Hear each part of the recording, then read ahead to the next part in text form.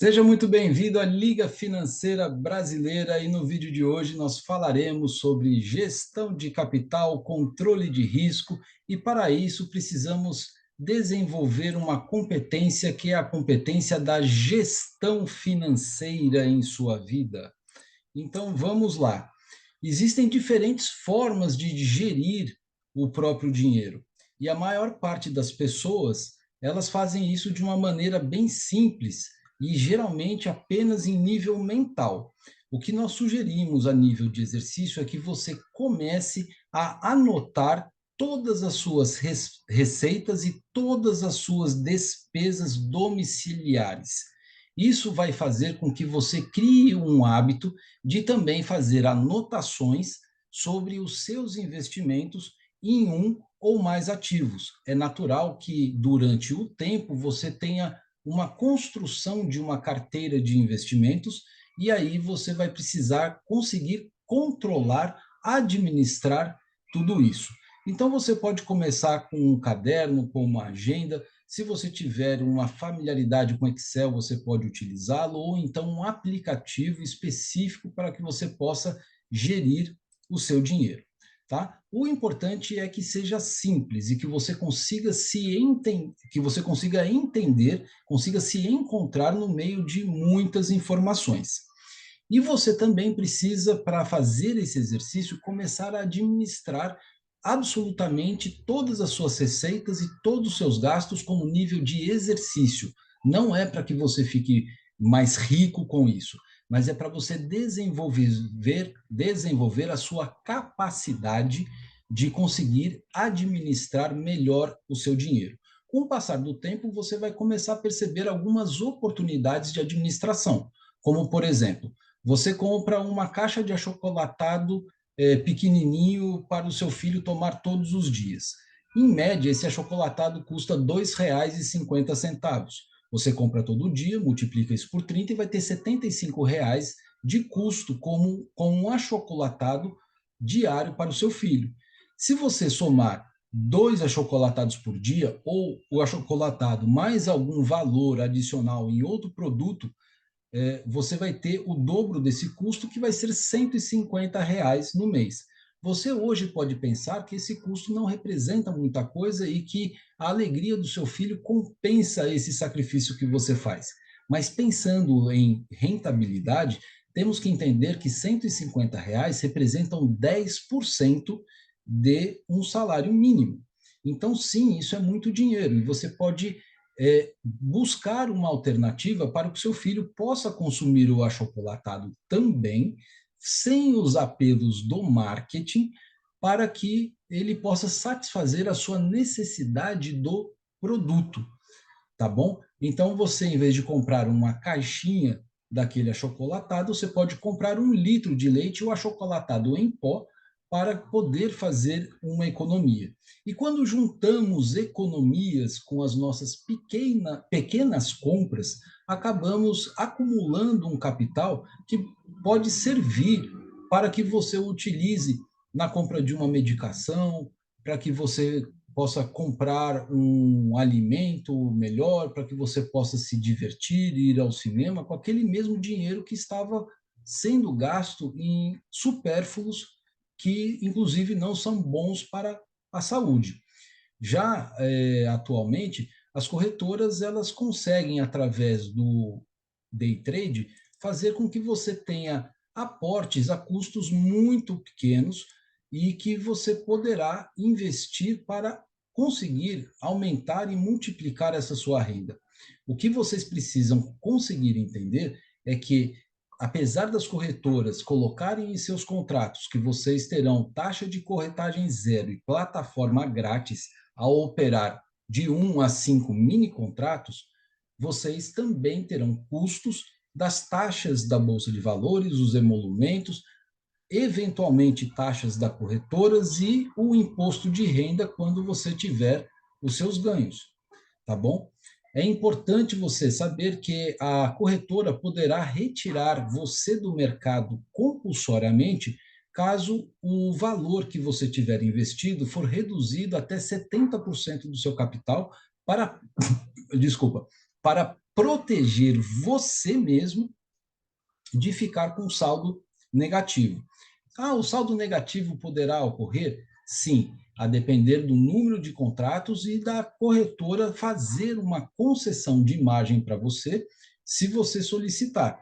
Então, tem que tomar muito cuidado para que você não entre no negativo, tá certo? E tenha que colocar ou contar com dinheiro que talvez você não tenha. E aí você poderá ter um problema maior para ter que administrar, tá bom?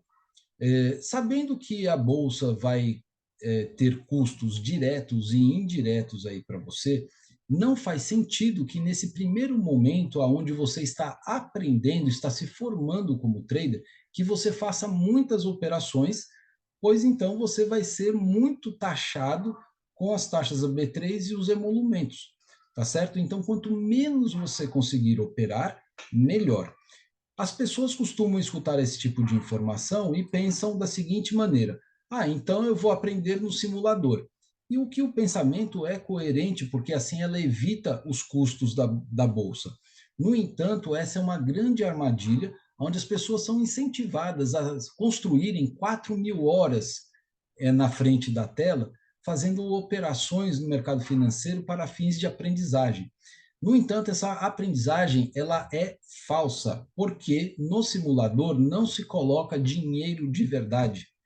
Então, você acaba se acostumando com a facilidade que a plataforma lhe oferece e acaba se enganando que está operando, quando de verdade não está, porque você não vai sentir a dor da perda do dinheiro. Sim, o dinheiro ele pode fazer com que você tenha essa dor de maneira muito forte, muito presente, e pode descompensar, desequilibrar todo o seu equilíbrio mental, o seu equilíbrio emocional, fazendo com que você entre num processo que nós chamamos de overtrading, que é fazer mais operações do que deve, será mais taxado, né, e correrá um risco maior de quebrar a sua conta.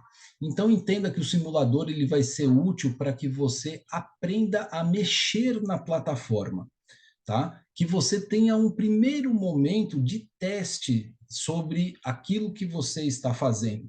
Mas tão logo você domine essa primeira fase, você precisa abandonar o simulador e começar a fazer trades mentais, marcando o preço que você deu entrada na operação de compra ou de venda, o preço aonde estará posicionado o seu alvo e o seu stop. E uma vez que você estiver familiarizado com o seu operacional, aí você vai entrar na fase de operações da conta real, tá bom?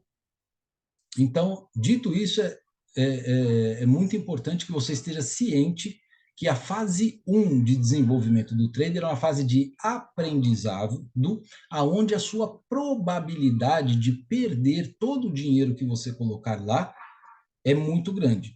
E existem duas maneiras de perder dinheiro e de aprender no day trade: muito ou pouco. Então, vamos escolher perder pouco, tá? E para isso você precisa utilizar uma técnica extremamente eficaz, que é a técnica do capital virtual, que garantirá o crescimento sustentável da sua conta, desde que você siga à risca as regras que são, na verdade, muito simples. Tá? Essa vai ser a técnica que vai fazer você sair da fase 1 o mais rápido possível, à medida que você for ganhando conhecimento e controle emocional. Ok? Vamos retomar aqui a curva, a parábola das fases do desenvolvimento do trader. Então, o seu início, você vai colocar um dinheiro real ali na conta e você vai entender que, assim como um estudante universitário precisa pagar uma mensalidade para se formar, você também pagará uma mensalidade para que você possa aprender na prática o que é a negociação no mercado de renda variável, especificamente do day trade. E depois de algum tempo, você vai compreender e vai passar a dominar as técnicas do seu próprio emocional, o seu comportamento, para que você comece a empatar esse dinheiro, fazer os ajustes necessários e então ir para a fase do retorno do seu investimento e da sua lucratividade. Não tem como pular de fase. Então, você precisa se conscientizar e aceitar que essa primeira fase acontece exatamente desse jeito, ok? Então, vamos à técnica do capital virtual, aonde a primeira regra é que você deverá fazer aportes mensais fixos. E aí, essa técnica tem o nome de capital virtual, porque virtualmente, imaginariamente, nós estaremos fazendo um depósito de R$ 3.000 na conta da corretora. Segundo os especialistas do mercado financeiro, na renda variável, especificamente no day trade, você deve aportar apenas 1% do seu capital. E se nós estamos imaginando que vamos depositar R$ 3.000, 1% significa apenas R$ 30. E esses R$ 30, sim, são reais, eles são de verdade, e você deve tê-los como limite de cada operação que você fizer. Ou seja, o seu stop não pode ser maior do que R$ 30, tá bom? E aqui a gente vai compreender que em 30 dias o seu limite de risco não poderá ultrapassar 10% do seu capital virtual. E se o seu capital virtual é de R$ 3.000, 10% representam apenas R$ 300. E esses R$ 300, sim, será o valor em que você deverá fazer o depósito mensal na corretora. A segunda regra é o limite de operações que você vai poder fazer, e aqui eu estou expondo para vocês o pior cenário possível, tá certo? Na prática, existem operações que serão ganhadoras, outras perdedoras, algumas ganhadoras, outras perdedoras. Mas pintando o pior cenário para vocês, vamos imaginar que todas as operações que você fizer, elas darão errado.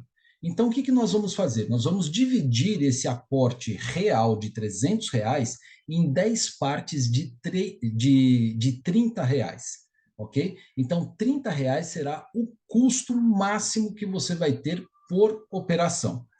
Pintando essa pior hipótese, você poderá fazer 10 operações sequenciais perdedoras para ficar zerado. E aqui eu estou falando, sabe, de valores brutos. Lembre-se que também existem as taxas e os emolumentos, tá certo?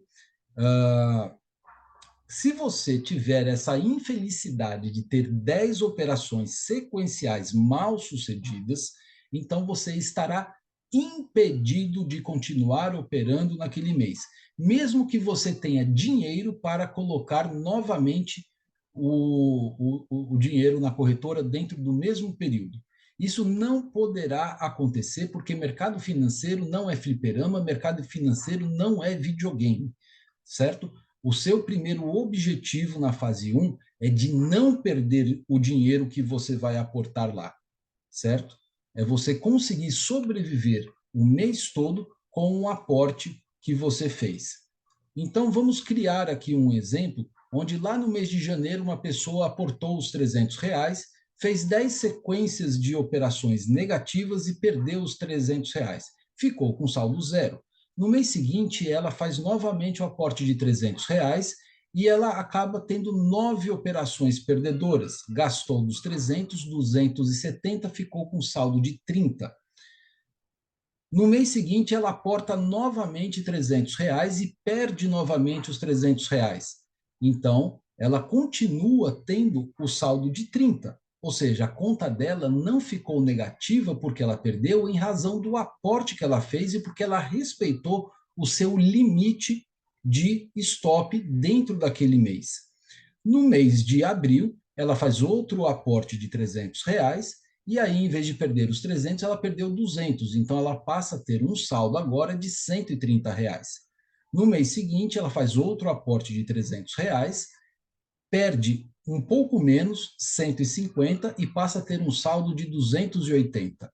No mês de junho, ela faz outro aporte de 300, perde os 300, ela continua tendo os mesmos 280, ou seja, a conta não diminui, a conta não quebra.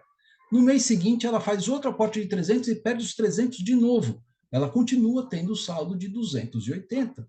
No mês de agosto, ela faz um outro aporte de R$ 300, perde 250 e o seu saldo aumenta para R$ 330. Em setembro, a situação se repete em termos do aporte, ela perde R$ 200 e fica com saldo de 430. Em outubro, ela faz outro aporte, perde apenas R$ 100 e passa a ter um saldo de 630. No mês de novembro, ela faz outro aporte de 300, perde apenas 50 e passa a ter um saldo de 880. Em dezembro, ela faz o aporte de R$ 300 e ela acaba conseguindo zerar o custo dela. E ela passa a ter um saldo de 1.180. Então, a coisa passa a ser matemática. É impossível você quebrar a conta quando você respeita a primeira e a segunda regra da técnica do capital virtual. Com o passar do tempo, você vai se familiarizando com as suas emoções, com seus comportamentos, com as técnicas, vai desenvolvendo conhecimento e aí a sua conta vai crescendo, tá? E vamos combinar que a partir do momento que você comece a rentabilizar, que você comece a ganhar dinheiro de fato, todo saldo superior a R$ 300 na sua conta deve ser transferido para uma outra conta aonde você vai fazer uma aplicação na renda fixa com liquidez diária. Se você vai ter apenas R$ 300 na sua fase de aprendizado na corretora, não faz sentido que você tenha um valor maior lá sem que ele esteja aplicado, rendendo juros sobre juros na renda fixa. Você estará deixando de ganhar dinheiro. Então, basta você buscar um produto que tenha aí uma taxa menor, uma isenção de imposto de renda, uma boa rentabilidade, e aí a renda fixa pode trazer todas essas opções para você, tá? E depois que você tiver um valor maior aportado em renda fixa, você pode ir transferindo aos poucos esses valores à medida que você vai estudando o mercado, que vai ser uma máquina de fazer dinheiro a um risco muito baixo para você, que é o mercado de opções da renda variável, tá bom? Vamos lá. Quando você estiver na fase 2, a fase do empate da técnica do capital virtual, você vai construir um saldo de R$ 1.500, mais ou menos, e você já vai ter conhecimentos, habilidades e principalmente o controle emocional para que você consiga lidar com as oscilações do preço e com os stops que você vai levando. Então, tudo que você vai precisar fazer ao alcançar os R$ 1.500 não é aumentar o número de contrato, mas é sim ficar fera e ajustar o seu operacional para que você repita o mesmo processo até você chegar nos R$ 3.000. Lembra que os R$ 3.000 eram virtuais? Então, seu primeiro objetivo vai conseguir transformar esses R$ 3.000 em um capital de verdade. Quando você conseguir chegar nesse valor, aí sim você poderá ir para a fase 3 e aumentar apenas um contrato, tá? E a cada R$ 3.000 que você conseguir construir, você aumenta um contrato. Ou seja, quando você chegar em R$ 6.000, você estará operando com 3 contratos. Todo esse processo vai construir uma capacidade, uma resiliência, um controle e um equilíbrio emocional para que você possa lidar com a quantidade de operações e com os stops que com certeza acontecerão. Se você optar a trabalhar com o mini dólar, em vez do valor ser de R$ 300 como aporte inicial, esse valor deverá ser de R$ 500 e o stop da operação, ao invés de ser R$ 30, será de R$ 50 e todo o processo é igual. Só vão mudar os valores. E isso acontece porque o ativo do mini dólar é 5 vezes mais caro do que o ativo do mini índice, tá certo? Então você precisa ter um valor de aporte de stop um pouquinho maior, ok? Controle de risco. O que é isso? Os seus alvos sempre devem ser maiores financeiramente falando em relação aos seus stops, tá bom? Existem muitas pessoas que costumam falar aí nas redes sociais que você precisa trabalhar uma proporção de 2 para 1, 3 para 1, tá? E sim, isso pode ser uma realidade, mas para que você consiga chegar nesse nível, você precisa ter experiência e precisa ter um saldo na conta que lhe permita trabalhar alvos mais longos, tá? Então, nesse início, o recomendado é que você tenha sempre um valor de alvo ligeiramente maior do que um valor de stop, ou no máximo uma proporção de 1 para 1. Se você quiser trabalhar com risco-retorno invertido, nesse início provavelmente você vai se dar muito mal. Então tenha calma e respeite o seu desenvolvimento ao longo do processo, tá bom? Exemplos de alvos, então, para scalp. Você deve ter um alvo de apenas R$ 30, que equivale a 150 pontos, e um stop de R$ 26, que equivale a 130 pontos. Ou um alvo de... aqui eu coloquei 46 pontos, está errado esses 46 pontos aqui. Deixa eu ajustar aqui os 46 pontos aqui para vocês. São R$ 36. Agora,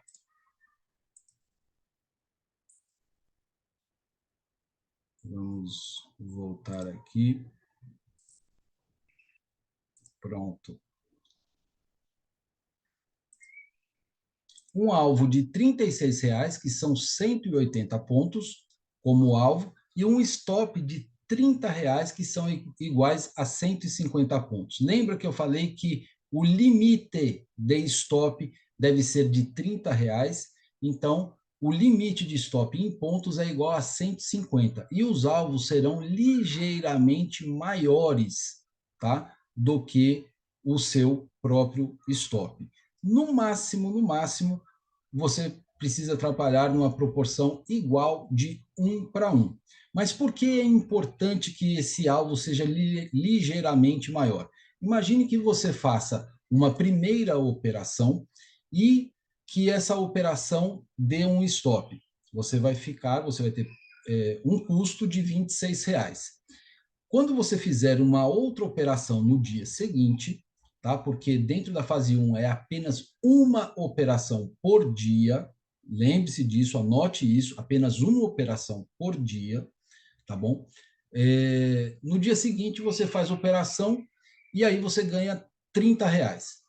Então, o saldo da sua conta entre as duas operações vai ser um saldo de R$ 4. Isso é positivo para você. Ao longo do tempo, pode ser que você some entre ganhos e perdas um valor, por exemplo, de 20, 30, R$ 40. Esse é um valor que, financeiramente falando, é muito baixo, é um valor muito pequeno e que muitas pessoas não se interessam em se expor ao mercado para fazer com que esse dinheiro renda tão pouco. Só que o rendimento no valor financeiro é diferente do conceito de rentabilidade que nós já trabalhamos, que deve ser entendido de forma percentual, ok? Então, se nós fizermos aqui uma conta rápida, R$ 40 dividido por 300 reais equivale a 13,33% em um mês. A maior parte dos produtos da renda fixa gira em torno de 8 a 10% ao ano. Ou seja, você está ganhando 10, 12 vezes mais fazendo day trade em termos de rentabilidade. Então, financeiramente parece pouco, mas em termos percentuais de rentabilidade, não existe nenhum banco que pague você ou remunere você dessa forma. Então, você começa a entender que para você construir o seu futuro financeiro, você vai ter que fazer o mesmo processo da construção de uma casa. Ela é feita tijolo por tijolo. Não queira ter o olho maior do que a boca, não queira dar o passo maior do que a perna, porque você vai cair, ok? Espero que vocês tenham entendido, tenham gostado desse conteúdo, deem o seu joinha, compartilhem com quem você acredita que esse vídeo seja importante, inscreva-se no canal e nos vemos aí no próximo vídeo. Um grande abraço, tchau, tchau!